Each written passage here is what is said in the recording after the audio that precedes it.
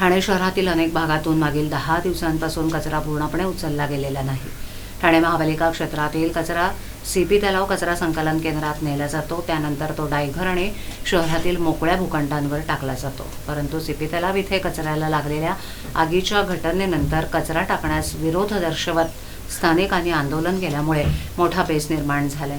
ठाणे शहरातील कचरा उचलला जात नसल्यानं रस्त्यांवर तसंच सोसायट्यांच्या बाहेर कचऱ्याचे ढीग साचलेत।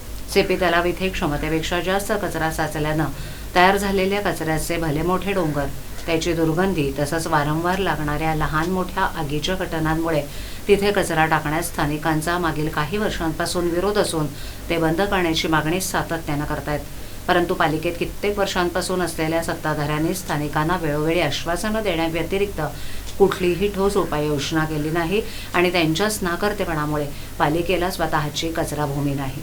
सद्यस्थितीत शहरात कचऱ्याची विल्हेवाट नीट लावली जात नसल्यानं रोगराई आणि घाणीचं साम्राज्य वाढून ठाणेकर नागरिकांच्या आरोग्याचा धोका निर्माण होत असल्याचा आरोप ठाणे काँग्रेस अध्यक्ष विक्रांत चव्हाण यांनी पत्रकार परिषदेत केलाय।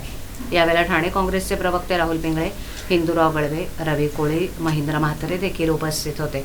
पालिका प्रशासनाला वारंवार सूचना करूनही ठाणे शहरात कचऱ्याचे ढीग जैसे थे राहिल्यास पालिका मुख्यालयासमोर गुरुवारी घनकचऱ्यासह नागरिकांना भेडसावणाऱ्या इतर नागरी समस्यांबाबत आंदोलन करण्यात येईल असा इशारा यावेळेला देण्यात आलाय। अजिबात मी असं म्हणणार नाही, प्रशासनाची याच्यामध्ये काही चूक नाही।